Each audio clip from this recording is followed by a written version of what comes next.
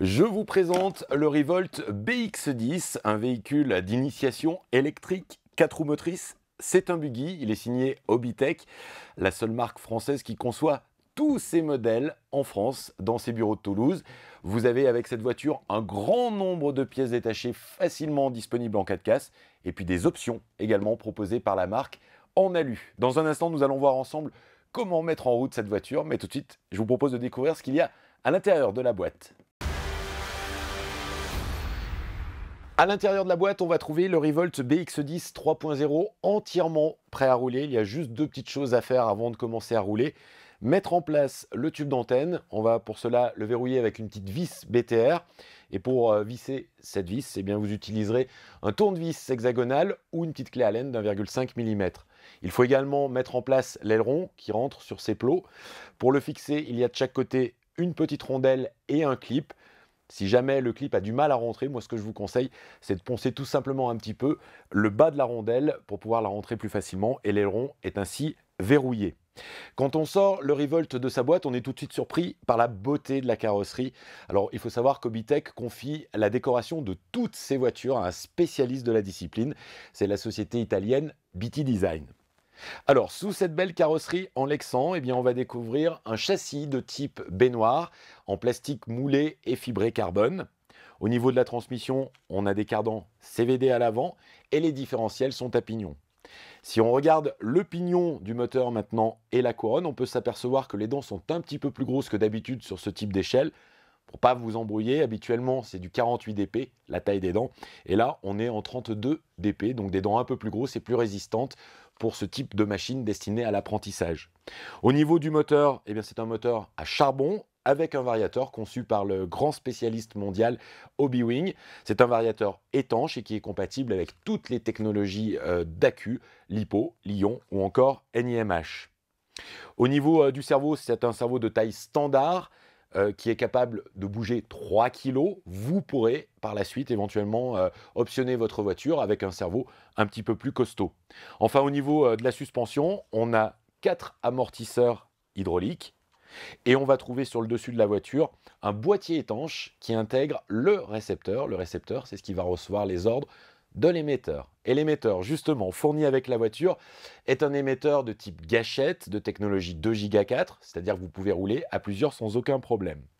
Quand on soulève le clapet, on accède au bouton On-Off. Juste au-dessus, il y a 3 potentiomètres, on va les détailler ensemble. ST Trim, c'est le trim de direction, c'est-à-dire que si votre voiture, en accélérant et sans toucher le volant, a tendance à partir à gauche, on va trimer à droite. Si à l'inverse, elle part à droite, on trime à gauche. Le TH Trim est le trim des gaz. Ça, généralement, on ne le touche pas et on le met bien au neutre en position 0. Enfin, le potentiomètre STDR, c'est le dual rate de direction et ça vous permet de limiter ou d'augmenter le débattement des roues avant. Ça, on va le modifier en fonction du revêtement sur lequel vous roulez et c'est aussi fonction de votre pilotage. Enfin, au-dessus, on va trouver 2 interrupteurs d'inversion de sens des commandes. Ça, on ne le touche pas, on le laisse comme c'est réglé d'usine. Ces interrupteurs vont vous permettre, par exemple, d'inverser le sens de la direction ou des gaz. C'est utile si, par exemple, vous utilisez un jour cette radio avec une autre voiture. Enfin, dessous, on va retrouver la trappe avec les 4 piles que vous devrez vous procurer. Il s'agit de 4 piles R6. L'accu qui est fourni avec la voiture est un accu Li-ion de 1700 mAh. Alors, il peut vous paraître un petit peu plus petit que les accus que vous avez peut-être déjà utilisés, des accus plus longs, distiques.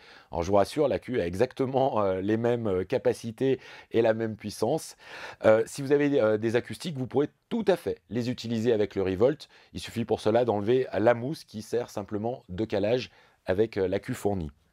Le chargeur qui est fourni avec est un chargeur mural qui vous permettra de recharger votre accu en 3 heures. Si vous trouvez que c'est trop long, eh bien vous pouvez toujours vous procurer ce type de chargeur qui permet de recharger toutes les technologies d'accu et ce en 1 heure. Il est disponible bien évidemment chez tous les revendeurs Hobbytech. On passe maintenant à la notice qui est livrée dans la boîte. Elle est en français. Bien évidemment, on vous conseille de bien la lire avant d'utiliser votre voiture. Et à la fin de cette notice, on va trouver l'éclaté des pièces. L'éclaté des pièces, eh bien, c'est le plan de la voiture. Vous allez pouvoir retrouver la référence d'une pièce que vous auriez cassée. Et cet éclaté va également vous aider pour démonter et remonter votre voiture.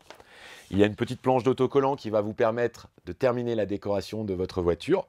Et puis dans un sachet, vous allez trouver cette prise. Alors cette petite prise, elle ne va pas vous être utile dans l'immédiat, vous l'utiliserez le jour où par exemple le récepteur ne reconnaît plus l'émetteur. Cette petite prise permet de faire une opération que l'on appelle une opération de bind, c'est-à-dire appairer le récepteur avec l'émetteur. Donc vous la mettez de côté, elle pourrait vous être utile un jour.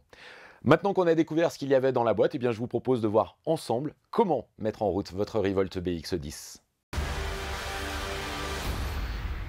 La première chose à faire avant d'utiliser une voiture, eh bien c'est tout d'abord de recharger l'accu. L'accu Li-ion de 1700 mAh qui est fourni avec la voiture est équipé de 2 prises. C'est le cas pour tous les accus de technologie LiPo ou encore Li-ion.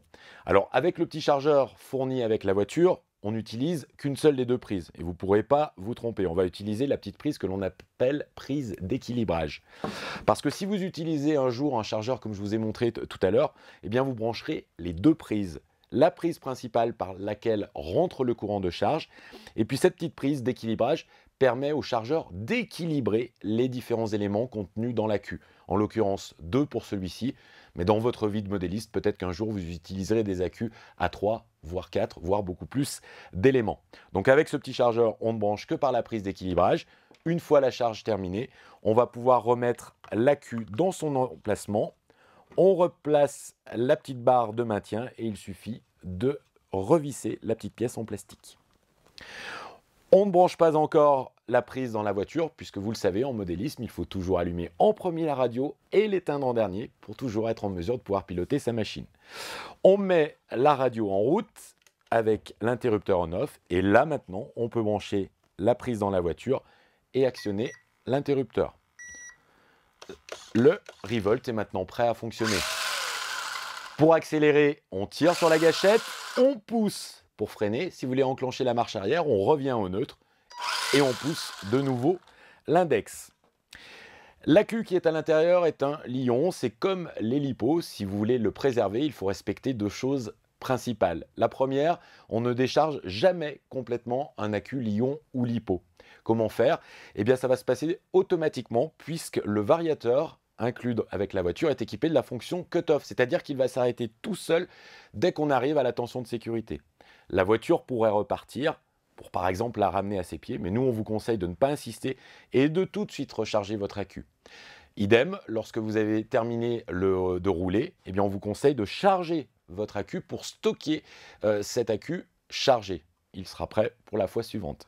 La voiture est maintenant prête à fonctionner, il suffit de remettre la carrosserie que l'on va fixer avec les 2 clips et place maintenant au roulage.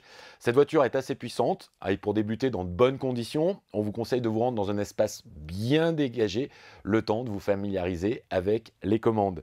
On vous souhaite beaucoup de plaisir et un bon roulage avec votre Revolt BX10 de chez Hobbytech.